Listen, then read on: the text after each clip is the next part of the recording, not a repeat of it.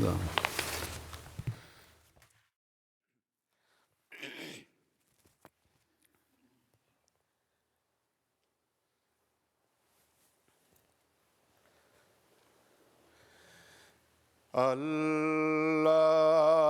الله أكبر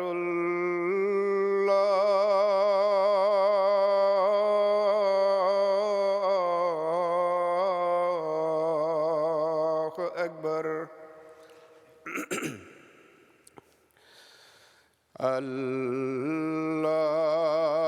الله أكبر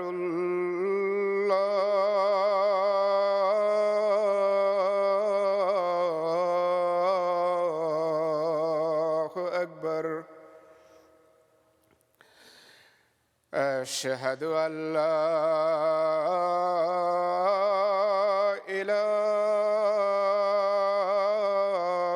إله إلا الله أشهد أن لا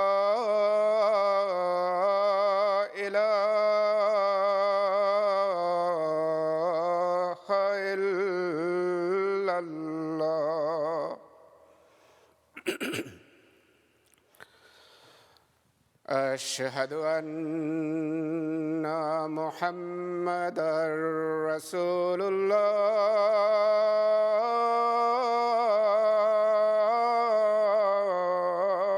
الله أشهد أن محمدًا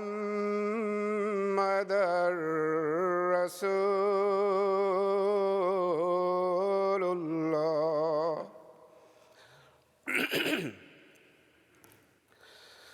حي على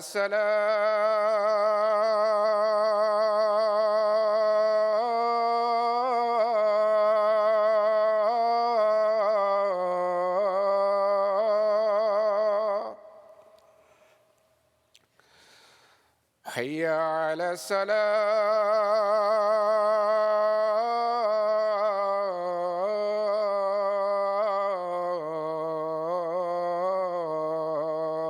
الصلاة حي على الفلاح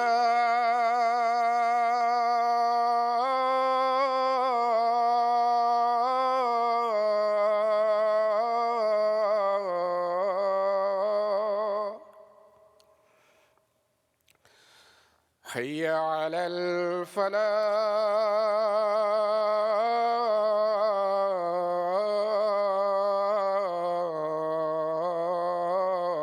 الفلاح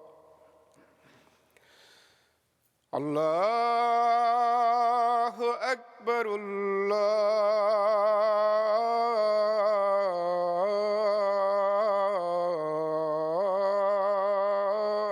الله أكبر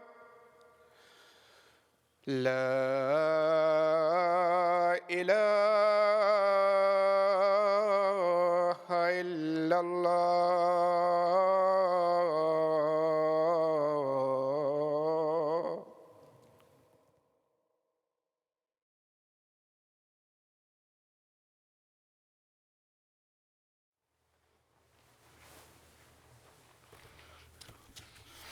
السلام علیکم ورحمۃ اللہ.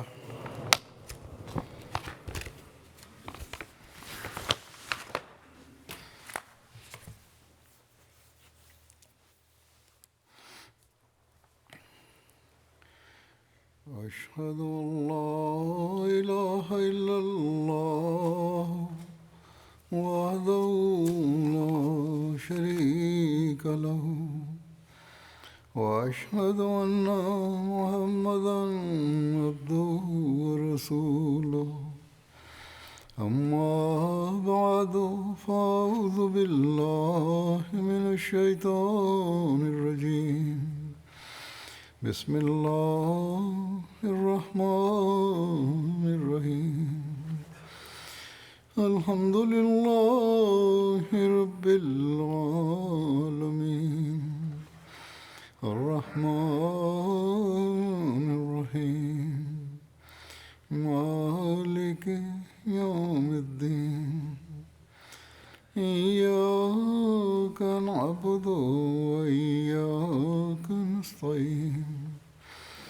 اهدنا الصراط المستقيم صراط الذين أنعمت عليهم غير المغضوب عليهم ولا الضالين.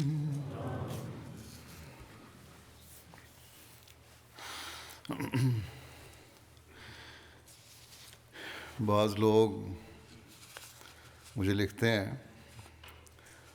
اور اس پر بڑی پرزور اپنی دلیلیں بھی دینے کی کوشش کرتے ہیں کہ جماعت کے حالات پر، جیسا کہ پاکستان میں ہیں یا بعض اور جگہ پر، ہمیں صرف صبر دکھانے کے بجائے کچھ رد عمل دکھانا چاہیے. بہت صبر ہو گیا.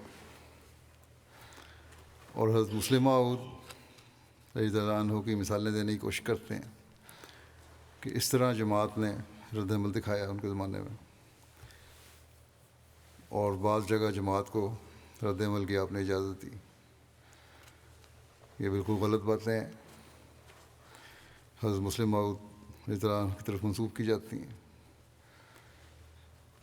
ہاں، غلط سمجھا گیا ہے ان باتوں کو.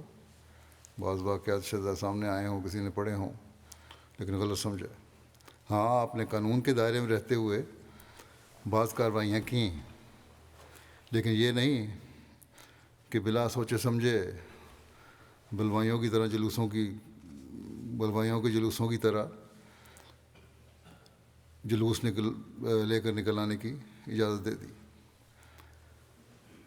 اور پھر یہ اگر کہیں کوئی احتجاج کسی صورت میں ہوا تو وہ خلیفہ وقت کی اجازت کے ماتحت تھا، نہ کہ ہر افسر اپنے طور پہ اپنے لوگوں کو اکٹھا کر کے تو احتجاج شروع کر دے. بہرحال تقسیم ملک سے پہلے جب ہندوستان پر انگریزوں کی حکومت تھی اور بعض انگریز افسروں نے اور دوسرے ہمارے مخالف افسروں نے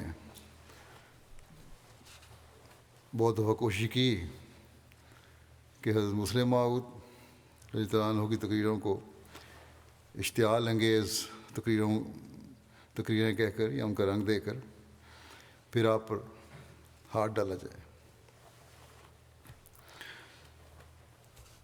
لیکن ہر دفعہ اس لیے ناکام ہوتے تھے کہ حضرت مسلم موعود مخالفین اور حکومت کے افسران کو ان کا چہرہ دکھا کر ہمیشہ جماعت کو یہ آخر پر فرمایا کرتے تھے کہ انبیاء کی جماعتوں کا کام صبر اور قانون کی پابندی ہے.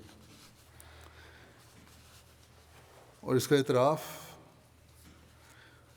خود اس وقت کے مخالف افسران نے کیا کہ تقریر کے دوران جب ہم سمجھتے تھے کہ آج ہاتھ ڈالنے کا موقع آئے گا، بغاوت اور امن برباد کرنے کی دفعات لگا کر ہم پکڑنے کی کوشش کریں گے، لیکن جب تقریر کا اختتام ہوتا تھا تو بالکل اور رنگ میں جماعت کو نصیحت فرماتے اور ان کاموں سے منع فرماتے تھے جو قانون کے دائرے سے باہر ہیں. اور پھر ان مخالف افسران کے منصوبوں پر پانی پھر جاتا تھا. اور یہ ہو بھی کس طرح سکتا تھا کہ آپ کوئی ایسی بات کریں جو اسلام کی تعلیم کے خلاف ہے، جو حضرت مسیح موعود علیہ السلام کی تعلیم کے بالکل خلاف ہو.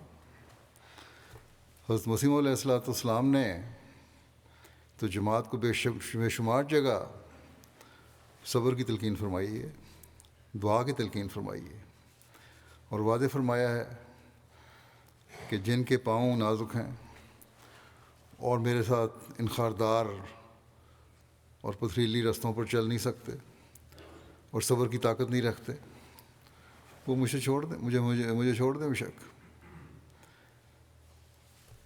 یہ صبر ہی تو ہے جو دنیا میں جماعت کی انفرادیت قائم کیے ہوئے. کئی سیاستدان اور میڈیا والے مجھ سے بھی پوچھتے ہیں میں ان کو اکثر دفعہ یہ جواب دیتا ہوں کہ جو لوگ ہمیں تکلیف پہنچا رہے ہیں اور ظلم کر رہے ہیں ان لوگوں میں سے ہی ہم احمدی بھی آئے ہیں، اور اس ظلم کے باوجود اللہ تعالیٰ کے فضل سے ان لوگوں میں سے لوگ آ بھی رہے ہیں۔ ہمارے مزاج بھی ویسے ہی تھے جیسے ان لوگوں کے ہیں، ہم بھی ان جیسا رد عمل دکھا سکتے ہیں، لیکن ہم نے زمانے کے امام کو مانا ہے جنہوں نے امن قائم رکھنے اور اللہ تعالیٰ کے فضلوں کا وارث بننے کے لیے ہمیں یہ تعلیم دی ہے کہ تم نے صبر سے کام لینا ہے۔ ہاں، قانون کے دائرے میں رہ کر اپنے حقوق کو حاصل کرنے کی جو کوشش کر سکتے ہو وہ کرو۔ بعض دفعہ بعض معاملات کو بغیر کسی قانونی کارروائی کے بھی خدا تعالیٰ پر چھوڑنے کا کی تلقین فرمائی کہ معاملہ اللہ تعالیٰ پر چھوڑو، اور فرمایا خدا تعالیٰ خود ہماری مدد کو آئے گا، اور وہ آیا۔ بس واضح ہونا چاہیے کہ یہ انبیاء کی تاریخ ہے، اور یہی ہمیں حضرت مسیح موعود علیہ الصلوۃ والسلام کی تعلیم ہے کہ ہم نے صبر سے کام لینا ہے۔ بہرحال اس جواب پر لوگ حیران بھی ہوتے ہیں اور سراہتے بھی ہیں کہ یہ امن سے رہنے والوں کا حقیقی رد عمل ہے۔ حضرت مسلم موعود کے حوالے سے بات کرنے والوں کے لیے مزید کھول کر آپ کے خطبے کی روشنی میں بھی بتانا چاہتا ہوں۔ اس خطبے میں آپ نے صبر کے معنی بڑی تفصیل سے بیان فرمایا، روشنی ڈالی، بلکہ اس کے بعد ایک سلسلہ خطبات اعلیٰ اخلاق کا بھی شروع کیا اور اس کو بھی صبر کے مضمون کے ساتھ جوڑا۔ بہرحال اس خطبے سے استفادہ کرتے ہوئے میں بعض باتیں بیان کروں گا۔ اسی طرح حضرت مسیح علیہ الصلوۃ والسلام کے مختلف موقع پر ارشادات جو آپ نے فرمائے، جو بے صبری، جو صبر سے متعلق حوالہ جات کے متعلق ہیں، صبر سے متعلق باتوں کے متعلق ہیں، وہ حوالے پیش کروں گا۔ حضرت مسلم موعود رضی اللہ عنہ نے صبر کو ایک انتہائی اہم چیز قرار دیا اور فرمایا کہ یہ انبیاء کی جماعتوں کے اہم ترین اور اولین فرائض میں سے ہے، جس کے بغیر کوئی جماعت ترقی نہیں کر سکتی اور نہ دنیا کو اپنے پیچھے چلنے پر مجبور کر سکتی ہے، اور کوئی جماعت ایسی نہیں گزری ہی جس نے اس فرض کی ادائیگی کے بغیر کامیابی کا منہ دیکھا ہو۔ صبر دو طرح کا ہوتا ہے، آپ کی وضاحت بھی فرمائی ہے، آپ نے تفسیر میں بھی اپنے بعض آیات کی تفسیر میں اس کو بیان فرمایا ہے۔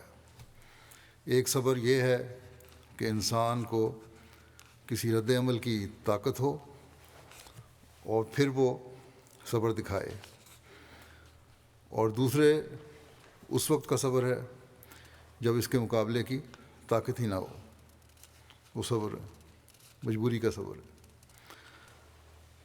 طاقت ہوتے ہوئے تو صبر یہی ہے کہ فتنہ و فساد کرنے والوں کا یا ظلم کرنے والوں کا جواب نہ دینا، جیسا مخالفین سلوک کر رہے ہیں اس طرح کا رد عمل نہیں دکھانا، اور انتہائی صبر کا اللہ تعالیٰ کی خاطر مظاہرہ کرنا ہے۔ اور طاقت نہ ہوتے ہوئے بھی صبر ہے جو آسمانی آفات پر اللہ تعالیٰ کی رضا پر راضی رہتے ہوئے صبر شکر کرنا ہے۔ بہرحال اردو میں صبر صرف یہی ہے کہ خاموش ہو جاؤ، صبر ہو گیا، لیکن عربی میں اس کے بڑے وسیع معنی ہیں۔ جب ہم عربی میں معنی دیکھیں تو صحیح سمجھ آتی ہے کہ صبر کے حقیقی معنی کیا ہیں۔ اور کس طرح کا صبر ایک مومن کو دکھانا چاہیے۔ اللہ تعالیٰ نے جو مختلف جگہوں پر صبر کی تلقین فرمائی ہے، اور جو صبر کے لفظ کے حقیقی معنی اللہ تعالیٰ کے احکام کو سامنے رکھتے ہوئے صبر کے لغت میں بیان ہوئے ہیں، اس کے مطابق صبر کے 3 معنی ہیں۔ پہلا نمبر 1 یہ کہ گناہ سے بچنا اور اپنے نفس کو اس سے روکنا۔ دوسرا یہ کہ نیک اعمال پر استقلال سے قائم رہنا۔ اور تیسرے معنی یہ ہے کہ جزا فضا سے بچنا، جس کو یہی معنی عموماً اردو میں لیے جاتے ہیں۔ بس پہلے معنی کی روح سے متواتر اور استقلال کے ساتھ ان بدیوں کا مقابلہ کرنا انسان کا کام ہے جو اسے اپنی طرف کھینچ رہی ہیں، اور پھر ان بدیوں کے مقابلے کے لیے بھی تیار رہنا جو آئندہ اسے اپنی طرف کھینچ سکتی ہیں۔ بس یہ صبر اتنا ہی نہیں کہ یہ کہہ کر ہم بڑے صابر ہیں، ہاتھ پر ہاتھ رکھ کر بیٹھ جائیں، بلکہ مستقل مزاجی سے اپنے اندرونی کی صفائی کرنا اصل صبر ہے۔ اور جو ایسے لوگ ہوں، پھر اللہ تعالیٰ ان کی مدد کے لیے ایسی جگہوں سے آتا ہے جس کا تصور بھی نہیں کیا جا سکتا۔ مخالفین تو یہ چاہتے ہیں کہ ہم صبر کا دامن ہاتھ سے چھوڑ دیں اور ان جیسی حرکتیں کریں تاکہ وہ اپنے مقصد میں کامیاب ہو سکیں، لیکن اللہ تعالیٰ ہمیں یہ کہتا ہے کہ تم نے عقل سے کام لینا ہے، اپنے اندر جھانکنا ہے کہ کیا تم باتیں جو کر رہے ہو وہ اللہ تعالیٰ کے حکم کے مطابق ہیں کہ نہیں، اور اس کے مطابق کام کرنا ہے۔ دوسرے معنی کی روح سے یہ وضاحت ہوگی کہ انسان استقلال کے ساتھ ان نیکیوں پر قائم رہے جو اسے حاصل ہو چکی ہیں، اور ان نیکیوں کے حصول کے لیے کوشش کرے جو اسے ابھی نہیں ملیں۔ یہ بھی صبر کی ایک قسم ہے۔ یہ بھی حقیقت میں ایک انسان کو اللہ تعالیٰ کا قرب دلانے والی ہے، اور یہ قرب ظاہر ہے، ظاہری اظہار کے ساتھ دعاؤں سے مل سکتا ہے۔ اس بارے میں قرآن کریم میں اللہ تعالیٰ ایک جگہ فرماتا ہے کہ وَاسْتَعِینُوا بِالصَّبْرِ وَالصَّلَاةِ وَإِنَّهَا لَكَبِیرَةٌ إِلَّا عَلَى الْخَاشِعِینَ۔ اور صبر اور دعا کے ذریعے سے اللہ سے مدد مانگو، اور بے شک فروتنی اختیار کرنے والوں کے سوا دوسروں کے لیے امر مشکل ہے۔ اللہ کا خوف رکھنے والے ہوں، عاجزی دکھانے والے ہوں، وہی ایسے صبر کا مظاہرہ کر سکتے ہیں جو اللہ تعالیٰ کی رضا چاہنے والا ہو۔ پھر آگے فرمایا دوسری جگہ ایک جگہ کہ والذین صبروا ابتغاء وجہ ربہم واقاموا الصلاۃ وانفقوا مما رزقناہم سرا وعلانیۃ ویدرؤون بالحسنۃ السیئۃ اولئک لہم عقبی الدار۔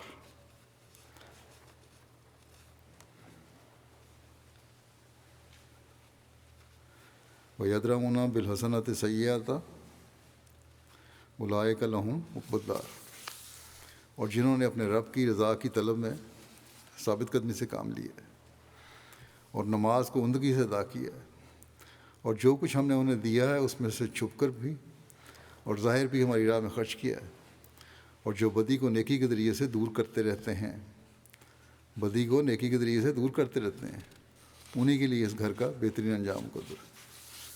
اور بہترین یہ گھر، یہ دنیا تو عارضی ہے، یہاں تو مشکلات ہیں، جو انجام گھر ہے جو آخری گھر ہے وہ ان سے لوگوں کو ملتا ہے جو اللہ تعالیٰ کی رضا چاہتے ہیں۔ بس صبر مستقل مزاجی، عاجزی اور دعاؤں سے اللہ تعالیٰ کی رضا چاہنے کا نام ہے۔ اور یہ اس وقت ہوگا جب ہم اپنی حالتوں کو اللہ تعالیٰ کی تعلیم کے مطابق کریں گے اور گزاریں گے اپنی زندگیوں کو.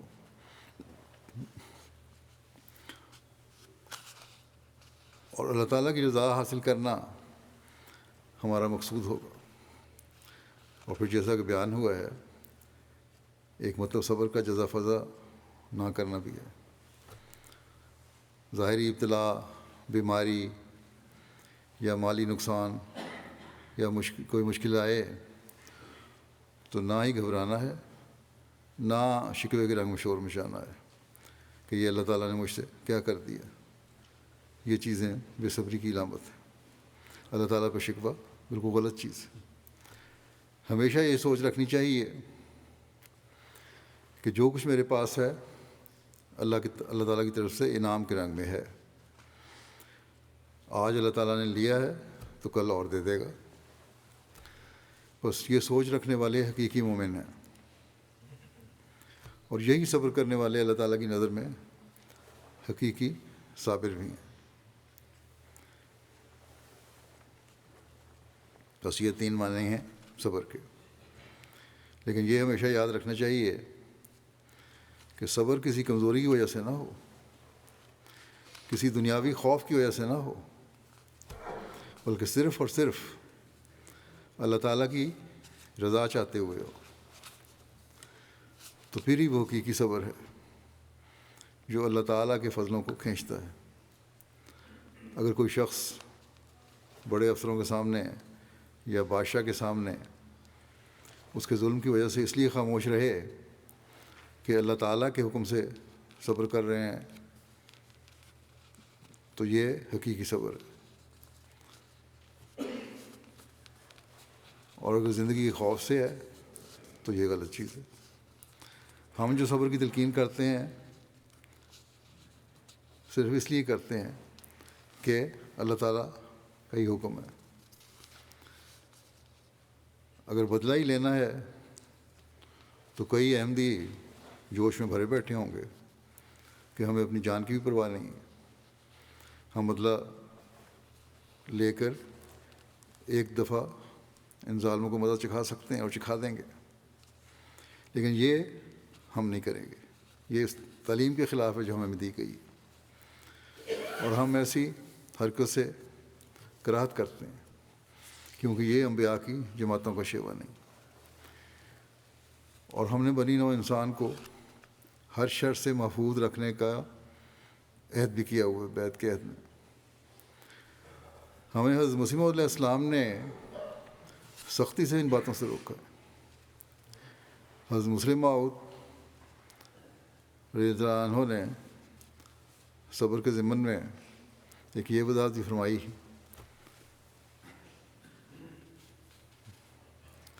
کہ یہ یاد رکھو کہ تمہارے عمل سے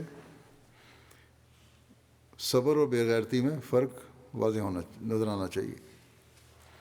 مثلا اگر کوئی شخص اپنی ضرورت کے لیے کسی شخص سے رقم مانگنے جائے اور دوسرا شخص اسے برا بھلا کہے اور بے حیا کہے اور بے شرم کہے، بہت بے عزتی کرے، اور مانگنے والا ہنس کر اس کی بات کو ٹال دے اور خیال کرے کہ اس وقت میں ضرورت مند ہوں اس لیے مجھے اس کی گالیاں بھی سن لینی چاہیے، تو یہ بے حیائی اور بے غیرتی ہے. لیکن کبھی قومی اور مذہبی اغراض کے لیے صبر کرنا پڑتا ہے، خاموش بھی رہنا پڑتا ہے. اور یہ صبر نفسانی اغراض کے لیے نہیں ہوتا.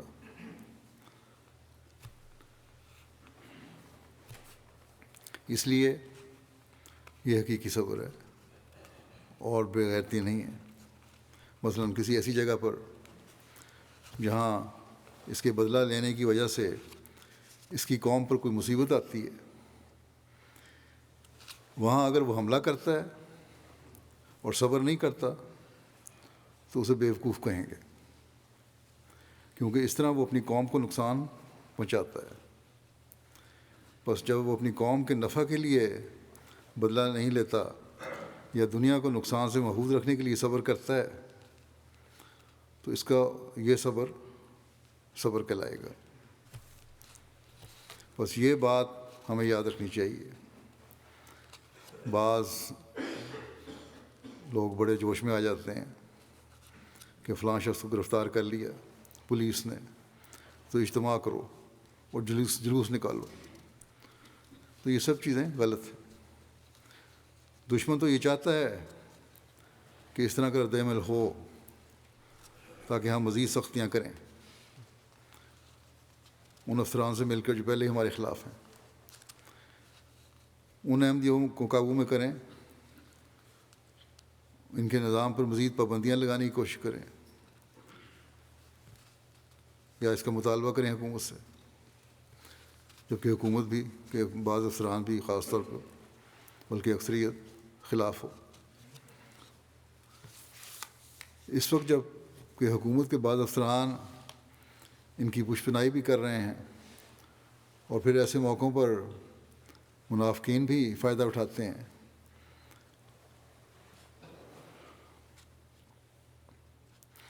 اور اس طرح کا اگر رد عمل جب ہوا وہاں ایسے موقعوں پر تو حالات خراب ہوئے۔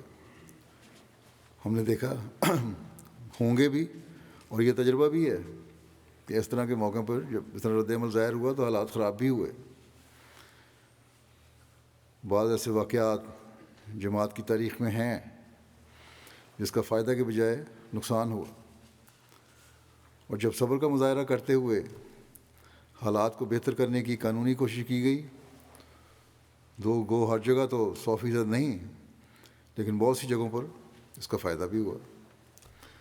یہ پیغام ہم بہرحال پہنچا دیتے ہیں کہ ہم بھی اسی قوم کے ہیں، اور غلط رد عمل کا اظہار ہم سے بھی ہو سکتا ہے یا ہم سے کسی شخص سے ہو سکتا ہے، لیکن ہم نہیں کرتے۔ یہ اسلامی تعلیم کے خلاف ہے، اور آہستہ آہستہ بعض افسران پر اس کا مثبت اثر بھی ہوا ہے۔ بعض ایسے باتیں تجربے میں آئی ہیں۔ اگر ہم گالیوں کے جواب گالیوں اور مار دھاڑ کے جواب مار دھاڑ سے دینا شروع ہو جائیں جو زیر تبلیغ ہیں، ان پر تو ہم مثبت اثر ڈالنے کے بجائے منفی اثر ڈال رہے ہوں گے۔ پھر ان کو یہ کہنے کا حق ہے کہ مسیح موعود نے آ کر ان میں کیا مثبت تبدیلی پیدا کر دی جو ہم ان میں شامل ہو جائیں۔ جیسے ان کے مخالفین کے ساتھ رویے ہیں، جیسے ان کے مخالفین کے رویے ہیں، ویسے ہی ان کے بھی رویے ہیں مخالفین کے ساتھ۔ سنت انبیاء اور ان جماعتوں کی سنت تو یہ ہے، اور انبیاء کی جماعتوں کی سنت یہ ہے کہ وہ صبر اور دعا سے کام لیتے ہیں، جیسا کہ اللہ تعالیٰ کا بھی حکم ہے، رسول کا بھی حکم ہے، حضرت مسیح علیہ السلام نے ہمیں تعلیم بھی یہ دی تھی۔ بس یہ بات ہمیں ہمیشہ یاد رکھنی چاہیے کہ ہم نے جماعت کے وسیع تر مفادات کے لیے عارضی اور چھوٹی تکلیفوں کو صبر سے برداشت کرنا ہے۔ بلکہ حضرت مسلم موعود نے تو ایک موقع پر بعض یہ بھی فرمایا کہ ہمیں بعض دفعہ قانون کے بھی دروازہ کھٹکانے کی ضرورت نہیں ہے، سختیاں برداشت کرنی چاہیے صبر سے۔ بہرحال حضرت مسیح موعود علیہ السلام اس بات کو بیان فرماتے ہوئے کہ لوگ کہہ سکتے ہیں، حضرت مسلم موعود نے حضرت مسیح موعود علیہ السلام کی بات بیان فرماتے ہوئے کہ لوگ کہہ سکتے ہیں کہ حضرت مسیح موعود علیہ السلام نے بھی اپنی کتب میں بعض سخت الفاظ استعمال کیے ہیں، تو ایسے لوگوں کو یاد رکھنا چاہیے، اس لیے ہم بھی کر سکتے ہیں۔ ایسے لوگوں کو یاد رکھنا چاہیے کہ اللہ تعالیٰ اور ان کے انبیاء کی اور شان ہوتی ہے۔ جیسے ہم دنیاوی مثال میں دیکھتے ہیں کہ ایک میجسٹریٹ ہے یا جج ہے، ملزم کو چور کہتا ہے تو اس کا کام ہے اور اس کا حق ہے، اور اس بنیاد پر وہ اس کو سزا دیتا ہے اور اس کی اصلاح کے لیے کوشش کرتا ہے۔ لیکن ہر ایک کا کام نہیں ہے کہ وہ دوسروں کو چور یا مجرم کہتا پھرے، وہ کہے گا تو فساد پیدا ہوگا۔ بس اگر حضرت مسیح موعود علیہ السلام نے لوگوں کی کمزوریاں ظاہر کر کے ان کی نشاندہی، اگر مسیح موعود علیہ السلام لوگوں کی کمزوریاں ظاہر کر کے ان کی نشاندہی فرماتے ہیں تو ان کی اصلاح کے لیے اور ان کے غلط نظریات سے لوگوں کو بچانے کے لیے یہ کرتے ہیں۔ لیکن جہاں تک آپ علیہ السلام کی ذات کا سوال ہے، اپنے بارے میں آپ فرماتے ہیں گالیاں سن کر دعا دیتا ہوں ان لوگوں کو، رحم ہے جوش میں اور غیظ گھٹایا ہم نے۔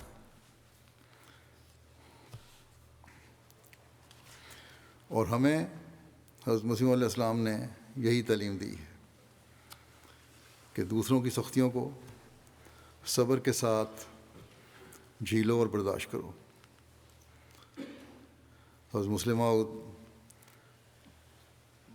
مثال دیتے ہوئے واقعہ بیان فرماتے ہیں حضرت مسیح علیہ السلام کا کہ ان کی زندگی کا جو آپ کے ساتھ ہوا کہ ایک دفعہ حضرت مسیح علیہ السلام لاہور گاڑی میں بیٹھے جا رہے تھے کہ شہر کے بدماش آپ پر پتھر پھینکتے جاتے تھے جو آپ کی گاڑی پر آ کر لگتے تھے۔ گھوڑا گاڑی تھی، بند تھی، لیکن حضرت مسیح علیہ السلام کے ماتھے پر بل تک نہ پڑتا تھا جو کچھ یہ کر رہے تھے۔ بعض کھڑکی توڑ کے پتھر اندر بھی آ جاتے تھے، اور اسی کا اثر تھا کہ انہی لوگوں میں سے سینکڑوں حضرت مسیح علیہ السلام کی غلامی میں آ کر داخل ہو جاتے تھے۔ جو صبر تھا آپ کا، بس یہ اخلاق ہمیں آج بھی دکھانے ہوں گے۔ اگر کوئی مخالفت میں ذاتی مفاد اور دل کے کینوں اور بغضوں کی وجہ سے بڑا ہوا ہے تو اللہ تعالیٰ خود اس سے انتقام لے گا، بشرطے کہ ہم صبر کے ساتھ دعا سے بھی کام لیں۔ حضرت صلی اللہ علیہ وسلم کے زمانے میں کئی لوگ آپ یا صحابہ کے صبر و حوصلہ کو دیکھ کر ہی اسلام لائے تھے، اور اس زمانے میں بھی مثالیں ہمیں ملتی ہیں، جیسا کہ حضرت مسلم موعود نے بیان فرمایا حضرت مسیح موعود کے زمانے میں بھی آپ کے صبر کو دیکھ کر لوگ جماعت میں شامل ہوئے، اور آج بھی ہم دیکھتے ہیں بہت سارے لوگ، مطلب کہ بعض خطوط مجھے اب بھی مختلف ملکوں سے آتے ہیں جو اس جماعت کی اسی تاریخ کو دیکھ کر جماعت میں شامل ہوتے ہیں۔ جماعت کو صبر کی تلقین فرماتے ہوئے ایک موقع پر حضرت مسیح موعود علیہ السلام فرماتے ہیں صبر بڑا جوہر ہے، جو شخص صبر کرنے والا ہوتا ہے اور غصے سے بھر کر نہیں بولتا اس کی تقریر اپنی نہیں ہوتی بلکہ خدا تعالیٰ اس سے تقریر کراتا ہے۔ جماعت کو چاہیے کہ صبر سے کام لے اور مخالفین کی سختی پر سختی نہ کرے اور گالیوں کے عوض میں گالی نہ دے۔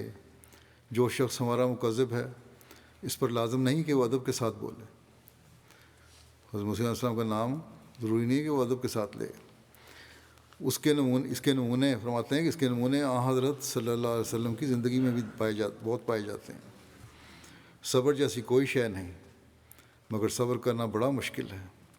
اللہ تعالیٰ اس کی تائید کرتا ہے جو صبر سے کام لے۔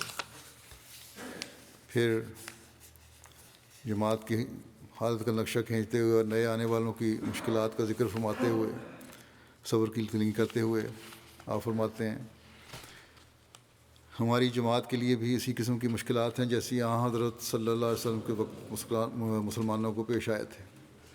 چنانچہ نئی اور سب سے پہلی مصیبت تو یہی ہے کہ جب کوئی شخص اس جماعت میں داخل ہوتا ہے تو مان، دوست، رشتہ دار اور برادری الگ ہو جاتی ہے، یہاں تک کہ بعض اوقات ماں باپ اور بھائی بہن بھی دشمن ہو جاتے ہیں، السلام علیکم تک کے روادار نہیں رہتے اور جنازہ پڑھنا نہیں چاہتے۔ اس قسم کی بہت سی مشکلات پیش آتی ہیں۔ فرمایا میں جانتا ہوں کہ بعض کمزور طبیعت کے آدمی بھی ہوتے ہیں اور ایسی مشکلات پر گھبرا جاتے ہیں، لیکن یاد رکھو کہ اس قسم کی مشکلات کا آنا ضروری ہے۔ تم انبیاء اور رسل سے زیادہ نہیں ہو، ان پر اس قسم کی مشکلات اور مصائب آئیں اور یہ اس لیے آتی ہیں کہ خدا تعالیٰ پر ایمان قوی ہو۔ ایمان کی مضبوطی کے لیے یہ مشکلات آتی ہیں اور پاک تبدیلی کا موقع ملے۔ دعاؤں میں لگے رہو، بس یہ ضروری ہے کہ تم انبیاء اور رسل کی پیروی کرو اور صبر کے اس طریق کو اختیار کرو، تمہارا کچھ بھی نقصان نہیں ہوتا۔ وہ دوست جو تمہیں قبول حق کی وجہ سے چھوڑتا ہے وہ سچا دوست نہیں ہے، ورنہ چاہیے تھا کہ تمہارے ساتھ ہوتا۔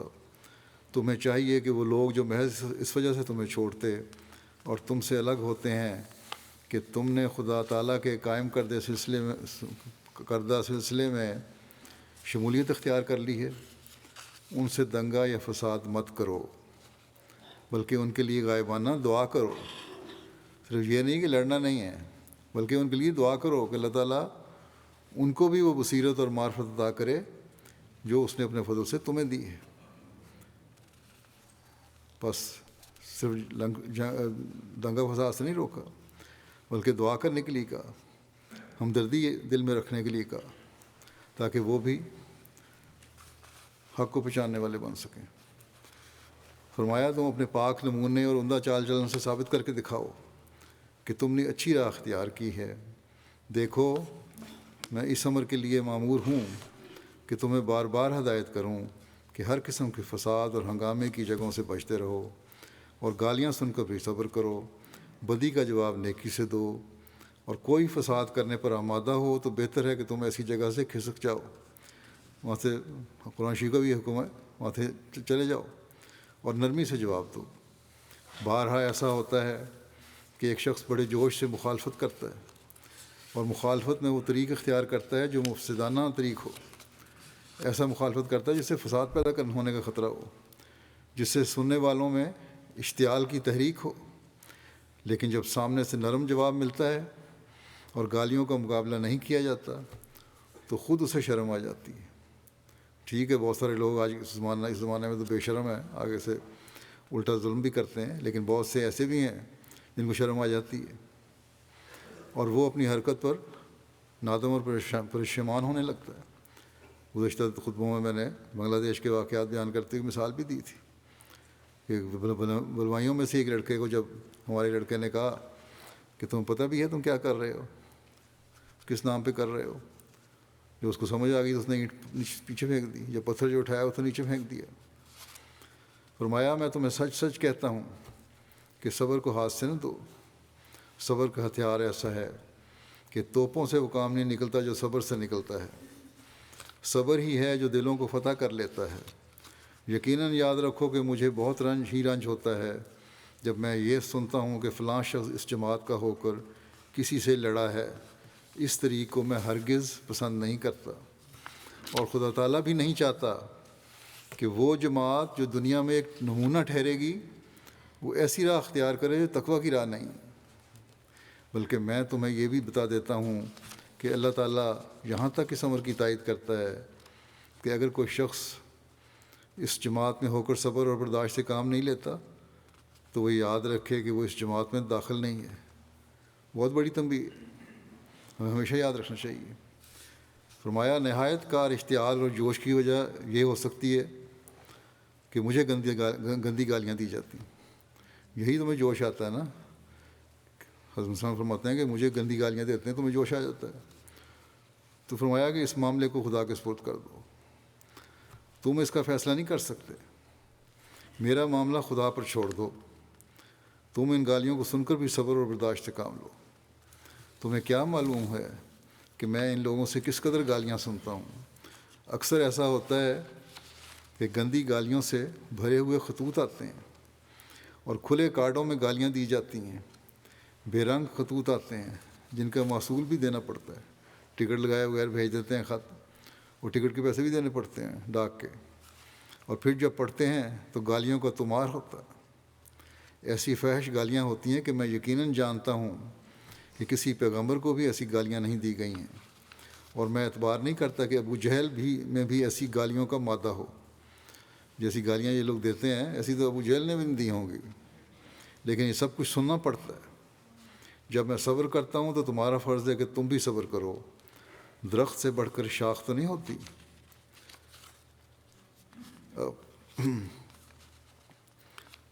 اپنی ذات کے لیے آپ صبر کی انتہا تھی آپ میں، جیسا کہ حضرت مسلم موعود نے فرمایا تھا کہ اپنی ذات کے لیے انتہا کا صبر ہے۔ اگر سختی کی یہ کہیں جو لوگوں نے کہا جی حضرت مسلم موعود سختی کرتے ہیں تو اصلاح کے لیے ہے، اور یہ حق اللہ تعالیٰ کی طرف سے آپ کو ملا ہے۔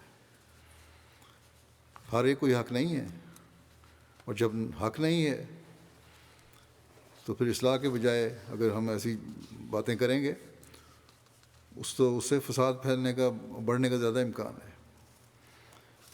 پھر آپ فرماتے ہیں کہ تم دیکھو کہ یہ کب تک گالیاں دیں گے، آخر یہی تھک کر رہ جائیں گے، ان کی گالیاں، ان کی شرارتیں اور منصوبے مجھے ہرگز نہیں تھکا سکتے، بس ہم نے بھی نہیں تھکنا۔ اگر میں خدا تعالیٰ کی طرف سے نہ ہوتا تو بے شک میں ان کی گالیوں سے ڈر جاتا، لیکن میں یقیناً جانتا ہوں کہ مجھے خدا نے معمور کیا ہے، پھر میں ایسے خفیف باتوں کی کیا پرواہ کروں؟ یہ کبھی نہیں ہو سکتا۔ تم خود غور کرو کہ ان کی گالیوں نے کس کو نقصان پہنچایا ہے، ان کو یا مجھے؟ ان کی جماعت گھٹی ہے اور میری بڑھی ہے۔ اگر جماعت جو بڑھ رہی ہے وہ انہی لوگوں میں سے تو آ رہے ہیں۔ اگر یہ گالیاں کوئی روک پیدا کر سکتی ہیں تو 2 لاکھ سے زیادہ جماعت کس طرح پیدا ہو گئی؟ اس زمانے میں جو آپ نے یہ بات فرمائی اس وقت جماعت کی تعداد بتائی آپ نے کہ 2 لاکھ ہے، اور آج اللہ تعالیٰ کے فضل سے دنیا کے ہر ملک میں آپ کا پیغام پہنچ چکا ہے اور جماعت قائم ہے۔ کیا کسی رد عمل اور طاقت کے اظہار سے یہ ہوا ہے؟ نہیں، بلکہ قربانیوں اور صبر اور دعاؤں کا نتیجہ ہے۔ بس اس بڑے مقصد کو حاصل کرنے کے لیے ہمیں صبر کا مظاہرہ کرتے رہنا ہوگا۔ پھر آپ فرماتے ہیں کہ یہ لوگ ان میں سے ہی آئے ہیں یا کہیں اور سے، انہوں نے مجھ پر کفر کے فتوے لگائے، لیکن اس فتویٰ کفر کی کیا تاثیر ہوئی؟ جماعت بڑھی۔ اگر یہ سلسلہ منصوبہ بازی سے چلایا گیا ہوتا تو ضرور تھا کہ اس فتوے کا اثر ہوتا اور میری راہ میں وہ فتویٰ کفر بڑا بھاری روک پیدا کر دیتا، لیکن جو بات خدا تعالیٰ کی طرف سے ہو انسان کا مقدور نہیں کہ اسے پامال کر سکے۔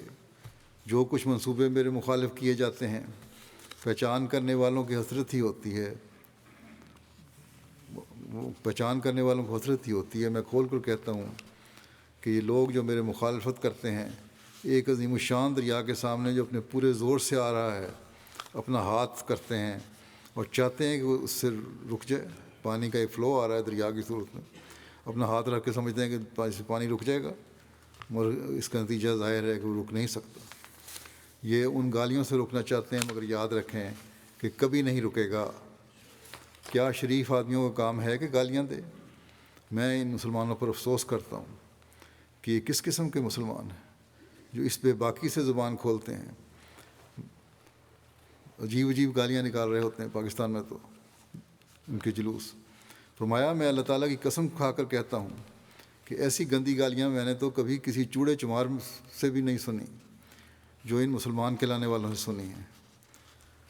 فرماتے ہیں ان گالیوں میں یہ لوگ اپنی حالت کا اظہار کرتے ہیں، گالیوں سے صرف ان کی اپنی حالت کا اظہار ہو رہا ہے کہ ان کے ذہن کیسے ہیں، ان کے عمل کیسے ہیں، اور اعتراف کرتے ہیں کہ وہ فاسق و فاجر ہیں۔ خدا تعالیٰ ان کی آنکھیں کھولے اور ان پر رحم کرے۔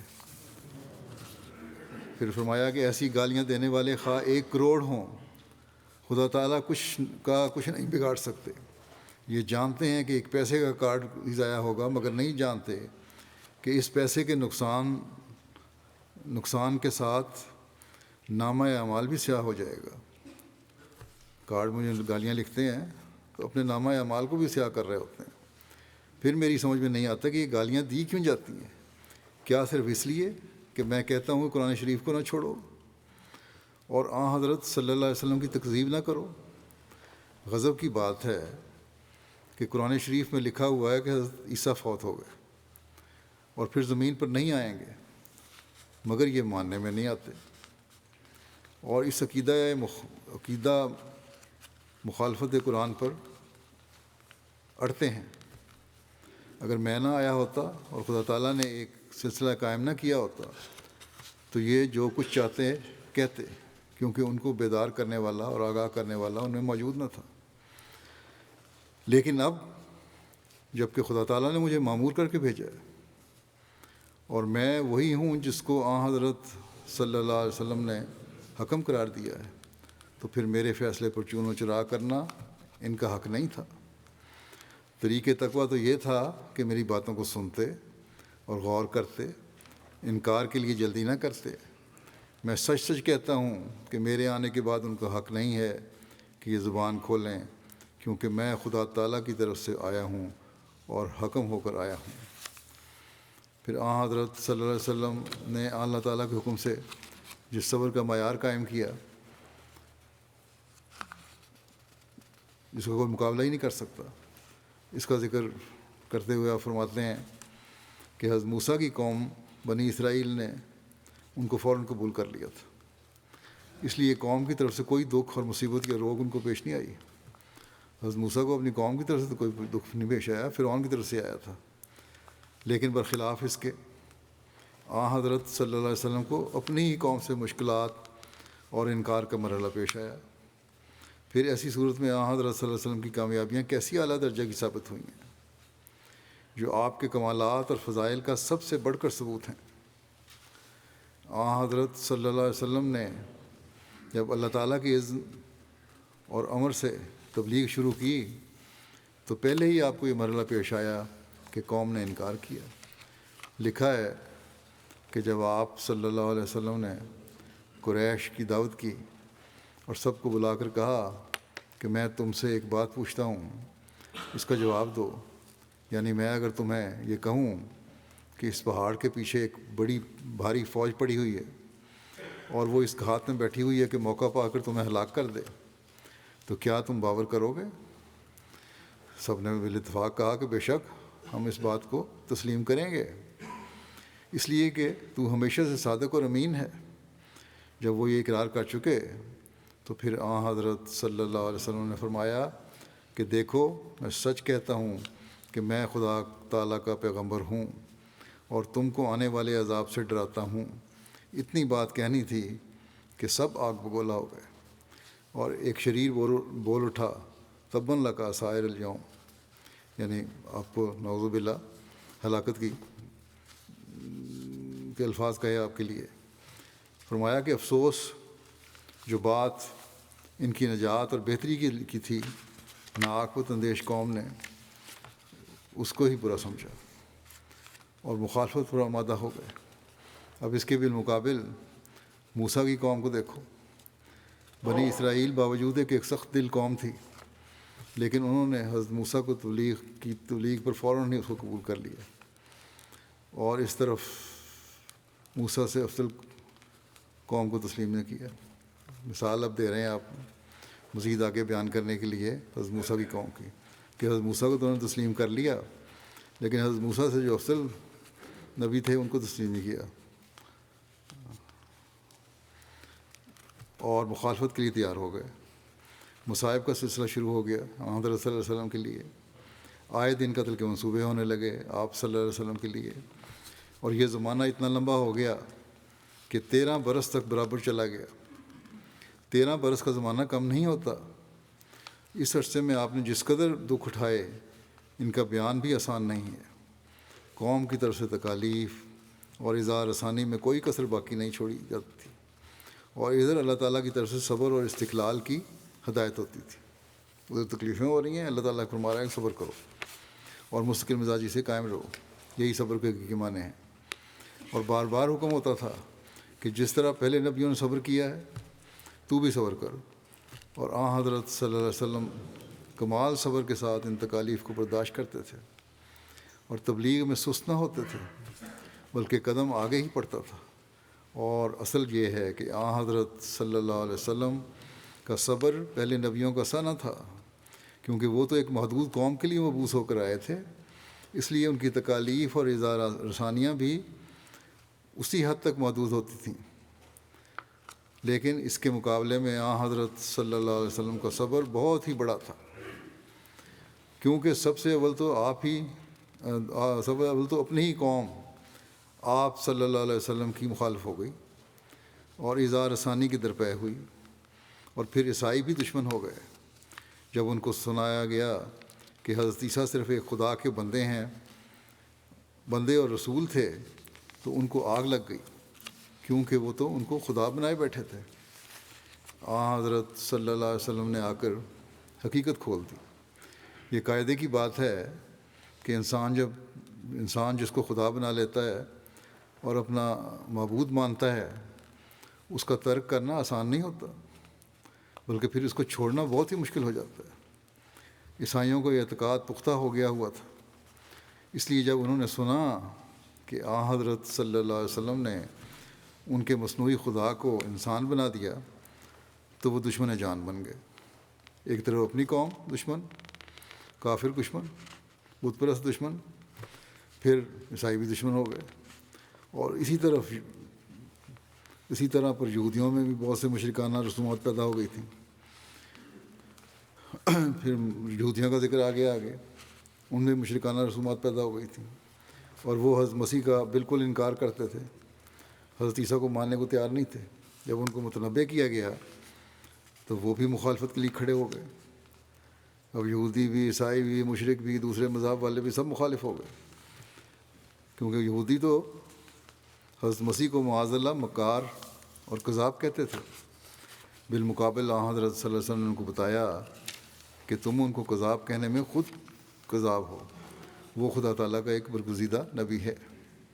اس کے علاوہ ان کی مخالفت ایک بڑی بھاری وجہ یہ ہوئی کہ وہ اپنی بیوقوفی اور کم فہمی سے یہ سمجھ بیٹھے تھے کہ خاتم الانبیاء بنی اسرائیل میں سے آئے گا، کیونکہ توریت میں جیسا کہ سنت اللہ ہے، آخری نبی کے متعلق جو پیشگوئی ہے وہ ایسے الفاظ میں ہے جس سے ان کو یہ شبہ پیدا ہو گیا تھا۔ وہاں لکھا ہے کہ تمہارے بھائیوں میں سے، وہ اس سے مراد بنی اسرائیل ہی لیے بیٹھے تھے، حالانکہ اس سے مراد بنی اسماعیل تھی۔ بس جب انہوں نے حضرت صلی اللہ علیہ وسلم کا دعویٰ سنا کہ وہ خاتم الانبیاء ہیں تو ان کی ساری امیدوں پر پانی پھر گیا، اور جو کچھ وہ توریت کی اس پیشگوئی کے موافق سمجھے بیٹھے تھے وہ غلط قرار دیا گیا۔ اس سے ان کے آگ لگ گئی اور مخالفت کے لیے اٹھ کھڑے ہوئے۔ کہ احمدی کسی گاؤں سے حضرت مسیح علیہ السلام کی خدمت میں حاضر ہوا اور اپنے گاؤں میں مولوی کی مخالفت کا ذکر کیا اور دعا کے لیے کہا، اور یہ عرض کی کہ میرے گاؤں میں ایک مولوی ہے جو مدرسے میں ملازم ہے، سخت مخالف ہے اور مجھے بہت تکلیف دیتا ہے۔ حضور دعا کریں کہ اللہ تعالیٰ اس کی تبدیلی وہاں سے کر دے۔ حضرت مسیح موعود نے اس موقع پر تبسم فرمایا، مسکرائے اور فرمایا، پھر اسے اس طرح فرمایا کہ اس جماعت میں جب داخل ہوئے ہو تو اس کی تعلیم پر عمل کرو، اگر تکالیف نہ پہنچے تو پھر ثواب کیوں کر ہو۔ پیغمبر خدا صلی اللہ علیہ وسلم نے مکہ میں 13 برس دکھ اٹھائے، تم لوگوں کو اس زمانے کی تکالیف کی خبر نہیں اور نہ وہ تم کو پہنچی ہیں، مگر آپ نے صحابہ کو صبر ہی کی تعلیم دی۔ آخرکار سب دشمن فنا ہو گئے۔ ایک زمانہ قریب ہے کہ تم دیکھو گے کہ یہ شریر لوگ بھی نظر نہ آئیں گے۔ اللہ تعالیٰ نے ارادہ کیا ہے کہ اس پاک جماعت کو دنیا میں پھیلائے۔ اب اس وقت یہ لوگ تمہیں تھوڑے دیکھ کر دکھ دیتے ہیں، مگر جب یہ جماعت کثیر ہو جائے گی تو یہ سب خود ہی چپ ہو جائیں گے۔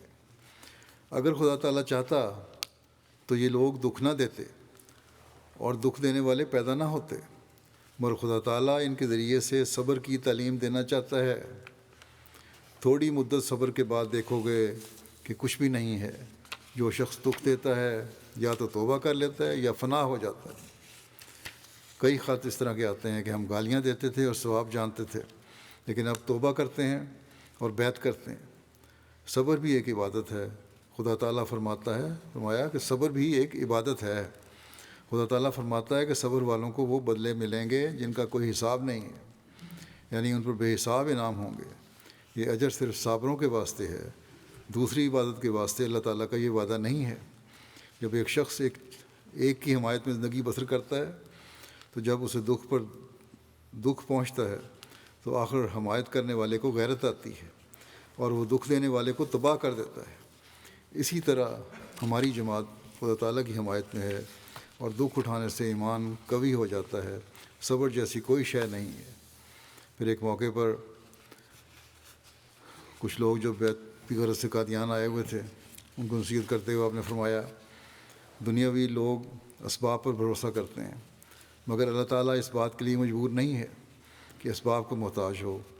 کبھی چاہتا ہے تو اپنے پیاروں کے لیے بلا اسباب بھی کام کر دیتا ہے، اور کبھی اسباب پیدا کر کے کرتا ہے، اور کسی وقت ایسا بھی ہوتا ہے کہ بنے بنائے اسباب کو بگاڑ دیتا ہے۔ غرض اپنے اعمال کو صاف کرو اور خدا تعالیٰ کا ہمیشہ ذکر کرو اور غفلت نہ کرو۔ جس طرح بھاگنے والا شکار جب ذرا سست ہو جائے تو شکاری کے قابو میں آ جاتا ہے، اسی طرح خدا تعالیٰ کے ذکر سے غفلت کرنے والا شیطان کا شکار ہو جاتا ہے۔ توبہ کرو، توبہ کو ہمیشہ زندہ رکھو، توبہ کو ہمیشہ زندہ رکھو اور کبھی مردہ نہ ہونے دو، کبھی بغیر توبہ کے نہ رہو، ہمیشہ توبہ کرتے رہو، کیونکہ جس عضو سے کام نہ لیا جاتا ہے وہی کام دے سکتا ہے، اور جس کو بیکار چھوڑ دیا جاوے پھر وہ ہمیشہ کے لیے، ہمیشہ کے واسطے ناکارہ ہو جاتا ہے۔ اسی طرح توبہ کو بھی متحرک رکھو تاکہ وہ بیکار نہ ہو جاوے۔ اگر تم نے سچی توبہ نہیں کی تو وہ اس بیج کی طرح ہے جو پتھر پر بویا جاتا ہے، اگر وہ سچی توبہ ہے تو وہ اس بیج کی طرح ہے جو عمدہ زمین میں بویا گیا ہے اور اپنے وقت پر پھل لاتا ہے۔ آج کل اس توبہ میں بڑی بڑی مشکلات ہیں۔ ان نئے بیعت کرنے والوں کو فرمایا کہ اب یہاں سے جا کر تمہیں بہت کچھ سننا پڑے گا، اور لوگ کیا کیا باتیں بنائیں گے کہ تم نے ایک مجذوم، کافر، دجال وغیرہ کی بیعت کی، گالیاں دیں گے حضرت صاحب کو۔ ایسا کہنے والوں کے سامنے جوش ہرگز مت دکھانا، ایسا کہنے والوں کے سامنے جوش ہرگز مت دکھانا۔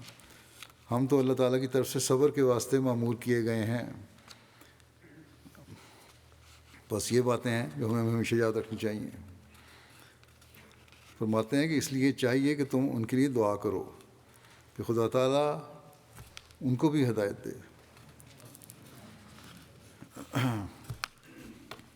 مسیح علیہ السلام جس کام کے لیے معمور کیے گئے ہیں وہ صبر ہے۔ بس ہماری بھی کامیابی اسی میں ہے کہ آپ کے نقش قدم پر چلیں۔ فرمایا ہمارے غالبانے کے ہتھیار استغفار، توبہ، رد عمل نہیں۔ ہمارے غالبانے کے ہتھیار ویسا رد عمل نہیں ہے، بلکہ ہمارے غالبانے کے ہتھیار استغفار، توبہ، دینی علوم کی واقفیت، خدا تعالیٰ کی عظمت کو مد نظر رکھنا اور 5 وقت کی نمازوں کو ادا کرنا ہے۔ نماز دعا کی قبولیت کی کنجی ہے۔ جب نماز پڑھو تو اس میں دعا کرو اور غفلت نہ کرو، اور ہر ایک بدی سے، خواہ وہ حقوق الہی کے متعلق ہو، خواہ حقوق العباد کے متعلق ہو، بچو، ہر بدی سے بچو۔ بس یہ وہ نصائح ہیں جو ہمیں ہماری کامیابی اور ترقی کی بنیاد ہے۔ حضرت مسیح علیہ السلام کے ارشاد کے مطابق اگر ہم صحیح رنگ میں استغفار، توبہ، دینی علوم سے آگاہی اور 5 وقتی نمازوں کی طرف توجہ دیتے رہیں گے تو ہماری کامیابی ہے۔ دشمن جتنا شور و فغاں میں بڑھ رہا ہے اتنا ہی ہمیں اللہ تعالیٰ کی طرف زیادہ جھکنا ہوگا۔ یہی ہماری کامیابی کا راز ہے۔ اسی کے حضرت مسیح علیہ السلام نے بار بار تلقین فرمائی ہے، نہ کہ کسی قسم کے رد عمل دکھانے کی۔ ہماری کامیابی بہرحال مقدر ہے، جیسا کہ آپ نے فرمایا انشاءاللہ۔ ہاں یہ بات یاد رکھنی چاہیے کہ حکمت سے اپنے کام کو بھی جاری رکھنا ہے۔ ہم نے بہت سے کام ہو سکتے ہیں حکمت سے، حکمت اختیار کرنا اس لیے بہت ضروری ہے۔ اگر ہر احمدی اپنی اس ذمہ داری کو سمجھ لے تو بہت سے مسائل کا حل ہمارے رویوں اور دعاؤں سے نکل سکتا ہے۔ اللہ تعالیٰ ہمیں صبر اور صبر اور عطا فرمائے اور دعاؤں کی توفیق عطا فرمائے، اور اپنی رضا کے حصول کے لیے ان باتوں پر عمل کرنے کی توفیق عطا فرمائے۔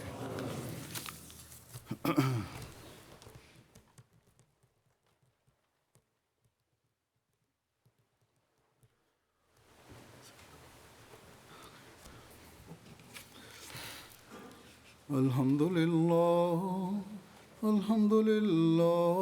نحمده ونستعينه ونستغفره ونؤمن به ونتوكل عليه ونعوذ بالله من شرور أنفسنا ومن سيئات أعمالنا من يهده الله فلا مضل له ومن يضلل فلا هادي له ونشهد أن لا إله إلا الله ونشهد أن محمدا عبده ورسوله عباد الله رحمكم الله إن الله يأمر بالعدل والإحسان وإيتاء ذي القربى وينهى